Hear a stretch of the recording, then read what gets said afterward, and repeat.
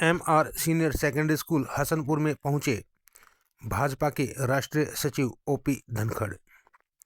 बच्चों को दिया सफलता का मंत्र।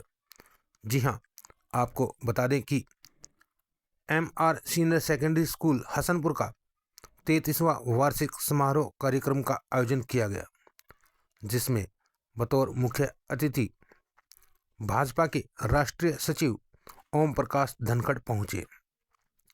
वहां पर पहुंचने पर स्कूल प्रबंधन और अध्यापकों सहित वहां पर पढ़ने वाले बच्चों और उनके अभिभावकों के द्वारा उनका फूल मालाओं द्वारा जोरदार स्वागत किया गया।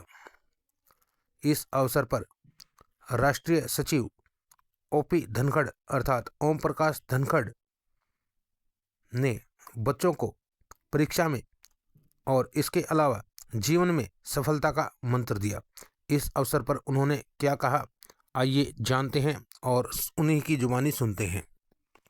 विद्यालय में आज ज्ञान की जरूरत नहीं है, ज्ञान तो एआई ने इतना दे दिया है। कबीर साहब ने कहा है, एक राम घट घट में बैठा, एक राम दशरथ का बेटा, एक राम का सकल पसारा, एक राम इन सब से न्यारा। तो अब इमोशनल मैनेजमेंट सिखाएं, अब थॉट मैनेजमेंट सिखाएं। अब जो ये ज्ञान इतना एकदम मेरे पास आ गया है, इसका उपयोग करना सिखाएं। आपको नया नया ज्ञान हो रहा है, इसलिए नई पीढ़ी बहुत ही इस बात पर उछलती है, आपको क्या मालूम है, आपको क्या पता है, हमारी जिंदगी है, हमारा जीवन है। नहीं भाई, हमारे पास अनुभव है। इन सीनियर लोगों के पास वो यात्रा ये भी सब करके आए और इस अनुभव से ये आपको बता सकते हैं कि ज्ञान के कौन से हिस्से का उपयोग करना है, कौन से हिस्से का उपयोग नहीं करना है।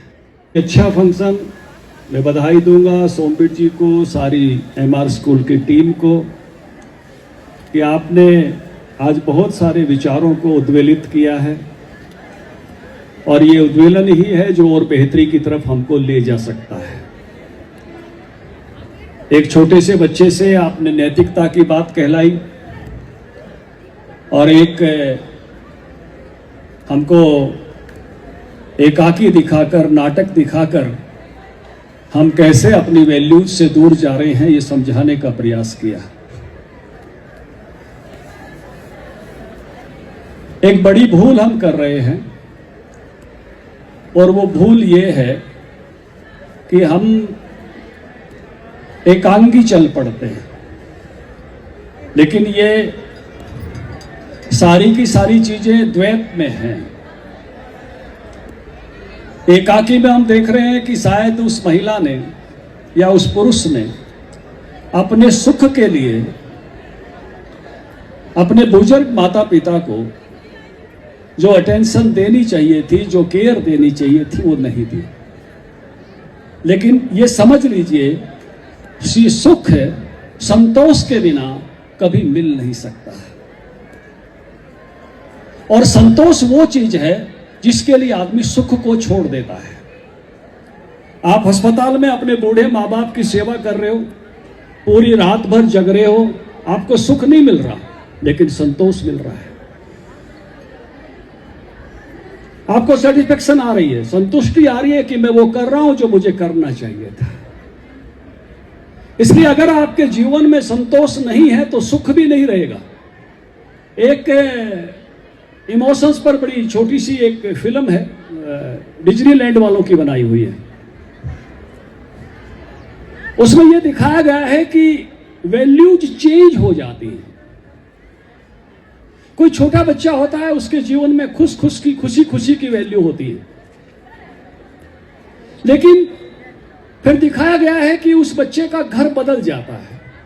पहले वो एक जगह पर रहते थे, फिर दूसरी जगह चले गए और अलग अलग बॉल से अलग अलग वैल्यूज दिखाई गई है। पिंक वैल्यूज हैं उसमें, बच्चों की फिल्म है, पिंक वैल्यूज हैं जो खुशी की वैल्यू है। लेकिन जब वो खुशी की जो इमोशंस हैं, जब उसके सामने वहां घटनाक्रम ऐसा आता है कि वो दोस्त नहीं है, वो खुला ग्राउंड नहीं है, वो खेत नहीं है, अर्बन एरिया है, तो वो उनको जब याद करती है तो वो पिंक ब्लू हो जाती है। वही खुशी की जो इमोशंस थी, जो अच्छे रूप में जमा थी उसके मस्तिष्क में, उन्हीं को जब वो याद करती है कि आज वो नहीं है, वही दुख का कारण बनने लगती है। इसको समझने की जरूरत है। इसलिए अगर आपने संतोष जीवन में नहीं कमाया, संतुष्टि नहीं कमाई, तो सुख की वैल्यूज भी जिनको आप समझते हो पिंक रहेंगी, वो भी ब्लू हो जाएंगी। और केवल एक ऐसा विषय नहीं है, ऐसे बहुत सारे विषय हैं जिनमें हमको इस द्वैत पर ध्यान देना होगा। अब बहुत लोगों को लगता है आराम करना चाहिए, आराम करना चाहिए। तो क्या काम के बिना आराम मजेदार हो सकता है? जो रिटायर हो गए उनसे पूछिए, आराम ही दुख का कारण हो जाता है। जिस आराम को हम सुख का कारण समझते हैं कि ये हो जाएगा तो आराम करूंगा, ये हो जाएगा तो आराम करूंगा, वो आराम ही सबसे बड़े दुख का कारण होता है जब आपके पास काम नहीं होता। इसलिए काम और आराम का संयोग है। काम होगा तो आराम भी अच्छा लगेगा, और काम भी तभी अच्छा लगेगा जब बीच में आराम मिलता रहेगा। दोनों का संयोग है, एक को छोड़ने से आप आनंद नहीं ले सकते। ये केवल एक युगल नहीं है। इस प्रकार से आप देखेंगे कि आप भोग करना चाहते हैं, ये भी कर लूं, ये भी कर लूं, ये भी कर लूं, लेकिन थोड़ी देर में भोग से भी तंग हो जाएंगे। अगर संयम नहीं होगा तो भोग भी दुख का कारण बन जाएगा।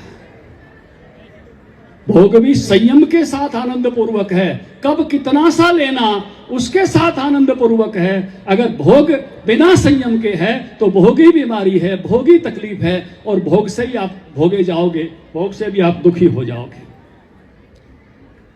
अब आजादी सबको बहुत अच्छी लगती है, मजे करें, आजाद रहें, आजाद रहें, लेकिन बिना अनुशासन के आजादी का कोई अर्थ नहीं है। वही आजादी आपके लिए समस्या बन जाती है, उत्कंठा बन जाती है, आपके लिए पीड़ादायक बन जाती है। अनुशासन के साथ ही आजादी का महत्व है। स्कूल की 4 या 5 क्लास लगने के बाद ही आधी छुट्टी का मजा आता है। अगर एक भी क्लास नहीं लगी हो तो आधी छुट्टी में जो मजा आता है, या 3 पीरियड और शाम के होने के बाद पूरी छुट्टी में जो मजा आता है, वो स्कूल लगने के बाद ही आता है। दोनों के संयोग से आनंद है, एक से नहीं हो सकता है।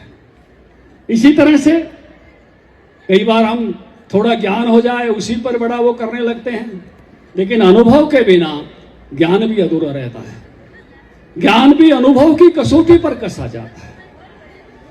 तो जब अनुभव जिनके पास है, जो बुजुर्ग हैं, आपको नया नया ज्ञान हो रहा है, इसलिए नई पीढ़ी बहुत ही इस बात पर उछलती है, आपको क्या मालूम है, आपको क्या पता है, हमारी जिंदगी है, हमारा जीवन है। नहीं भाई, हमारे पास अनुभव है। इन सीनियर लोगों के पास वो यात्रा ये भी सब करके आए, और इस अनुभव से ये आपको बता सकते हैं कि ज्ञान के कौन से हिस्से का उपयोग करना है और कौन से हिस्से का उपयोग नहीं करना है। कौन सा ज्ञान आपको कहां ले जाएगा और कहां ले जाकर आपको उलझा कर खड़ा कर देगा। एक महात्मा ने कहा है, गुरु पशु, शिष्य पशु, नर पशु, पशु संसार, मानुष ताहि जानिए जामे विवेक विचार। दोनों कसौटी दी कि आप बुद्धिमान भी चाहिए।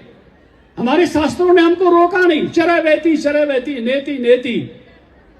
उन्होंने कहा कि और आगे जाओ, और आगे जाओ। कोई पुस्तक हमारे यहां अंतिम नहीं है, लेकिन हमारे यहां पुस्तक है आपको मर्यादा बताने के लिए, आपको रास्ता बताने के लिए। तो संत कहते हैं कि जो विचारधारा है उसको भी ध्यान में रखिए, नहीं तो बुद्धि भ्रष्ट हो जाएगी। और बुद्धि नहीं रही, खाली विचारधारा पे अड़े हो गए तो कट्टर हो जाओगे। दोनों ही ठीक नहीं है। आगे का रास्ता देखने के लिए विवेक भी चाहिए, आत्म दीपो भवै। लेकिन हमारे बुजुर्गों का जो अनुभव इकट्ठा है हमारे प्राचीन ग्रंथों में, उसको भी देखकर चलिए तो जीवन का आनंद ले सकोगे। आप संग्रह करते हो, बहुत लोग संग्रह करते हैं, बाद में दुखी हो जाते हैं। 500 करोड़ हो गए, 1000 करोड़ हो गए, 200 करोड़ हो गए, क्या करूं, अब आ नहीं रहा, अब मिल नहीं रहा, या इतना इकट्ठा हो गया, क्या करूं। अगर देना नहीं सीखा, त्याग करना नहीं सीखा, तो मजा एक तरफा रह जाएगा। एक समय तक आपको कमाने का आनंद आ सकता है, सौवीर जी, एक समय के बाद देने का मजा भी लेना सीखना चाहिए। दोनों के संतुलन से आनंद है। जीवन संतुलन में है, जीवन एक तरफा यात्रा में नहीं है। इसलिए ये दोनों प्रकार की वैल्यूज हमको सिखानी चाहिए। बोलने का सुख है। मैंने कह दिया, मुंह पर कह दिया, बड़े आदमी को भी कह दिया, ऑफिसर को भी कह दिया, प्रिंसिपल साहब को भी कह दिया, टीचर को भी कह दिया, लेकिन मौन का सुख भी है। बोलने का भी आनंद है, लेकिन मौन का भी आनंद है। कब बोलना और कब रुकना, इसको भी समझने की आवश्यकता है। भौतिकता का अपना सुख है, लेकिन भौतिकता की भी लिमिटेशंस हैं। आध्यात्मिकता का अपना सुख है। प्रेम मिले, प्रेम में भी संयम चाहिए, प्रेम में भी केयर चाहिए। एक दूसरी वैल्यूज की जीवन कहीं और है। आप कहते हो मैं बहुत प्रेम करता हूं, लेकिन केयर नहीं करते हो, तो वो वैल्यूज पूरी नहीं है। तो इसलिए हमको सब दोनों प्रकार की वैल्यूज पर ध्यान देना पड़ेगा, दोनों प्रकार की वैल्यूज सिखानी पड़ेगी। एक तरफा अगर हमने सीखा, एक तरफा अगर आकर्षण रहा, तो हमारा जीवन एकांगी होगा और जीवन का जो सुख हम ले सकते हैं वो सुख नहीं ले पाएंगे।